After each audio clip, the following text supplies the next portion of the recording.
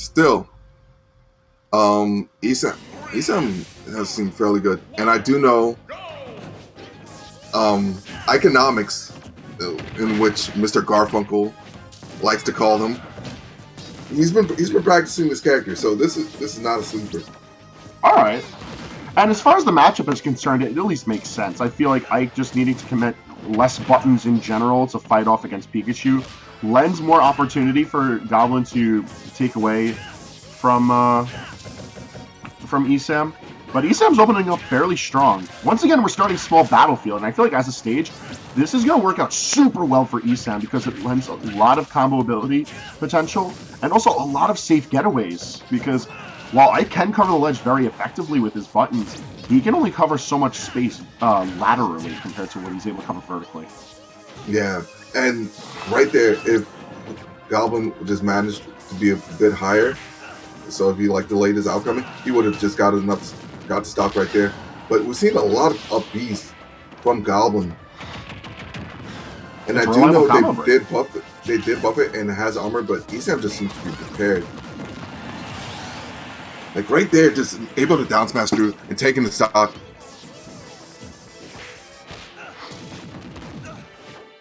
All right, off of a straight hit, solid conversion of damage, and no reversal for Goblin, but man, does he believe in the up B. Yeah, he's a believer. Listen, it's not a bad button to be pressing, especially against the likes of Pikachu north of 90%. But I feel like at this point you need to stave off these combos. Just the little bits of damage that ESAM is getting is building up because at no point has he shaken stage control. Yeah. He does not look phased.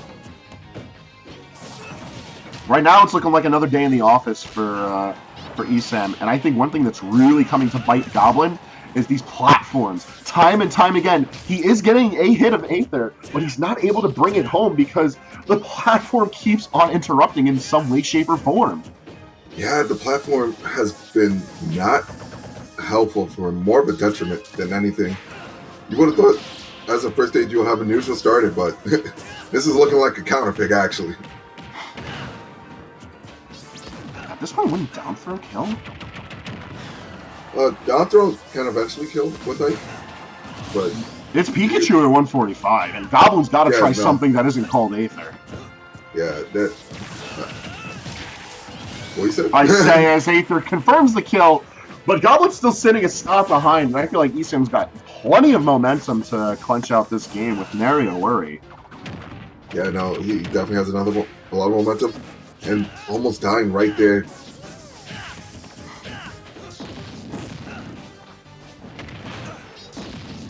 The grab out of the start of Aether. Yeah.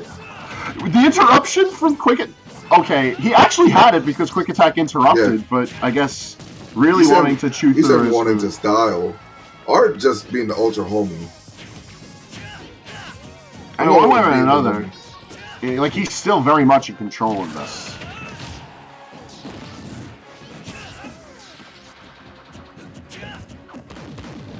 Right back.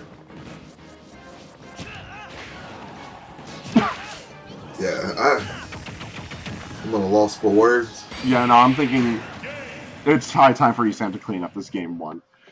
A questionable start from Goblin. I can see the logic, but I really want to see more than the up B. I'm going to be honest with you. Yes, same. This is not the economics I definitely heard a bunch about. No, my man's market theory is going right down the drain. He's going to have to hit the books. Yeah, certainly.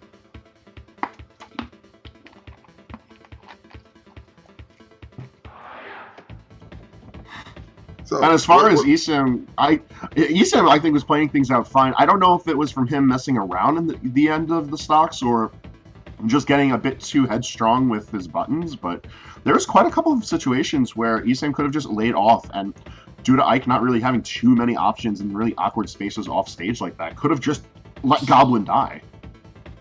Yeah, certainly. It felt like he just, at some point, he's like, yo, I'm hitting it for the style. And seems like we might have just only had a stage pick. I thought we were going to get a character switch, but Goblin is hell-bent on playing this Ike. I Okay. do know they had a close set last time they played. It was game 3. But this one, it's not looking as close as from game 1's character. No, not at all. At least the pick into Smash Roll, I think, is really smart. Not a lot of space for Pikachu to run, and if Goblin is going to be opting for the Aether Smash, at the very least it is going to be covering a bit more of a proactive amount of space. Because you see how Goblin's been positioning himself where he has like all of the platform ahead of himself. It's a little bit safer, I guess. Yeah, just a tad.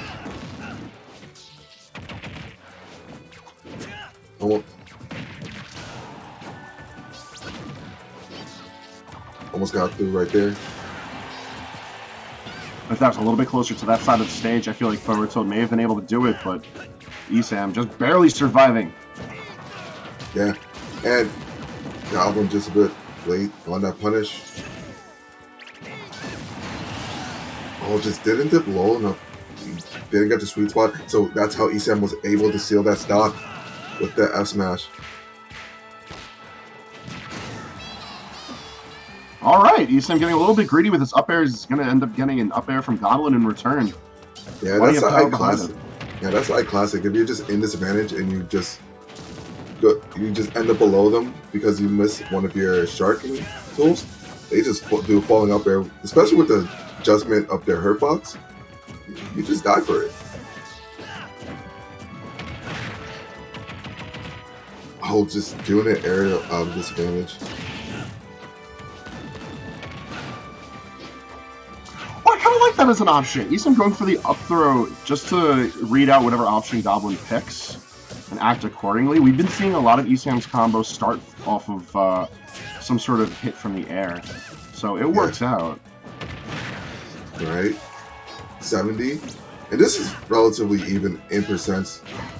Oh yeah, in the grand scheme of things, like if ESAM can't clean up the stock, he does have to be careful. It's still Ike, like regardless of Goblin playing a bit messy. Like yeah, like Goblin can get a kill from like at edge right now. Or he can just side B into Pikachu's Thunder. Yeah, is that what we're doing? Is that what was on the docket for this afternoon? I think that's what we're doing. All right. At this rate, ESAM is beelining his way into top 8, and Goblin doesn't really have much to say about it. He's trying to put out these nairs, but ESAM is able to play this out as patiently as he can. He's only got 70 on the board. The Thunder Jolt's at a distance, looking really smart for him. And there goes the battle.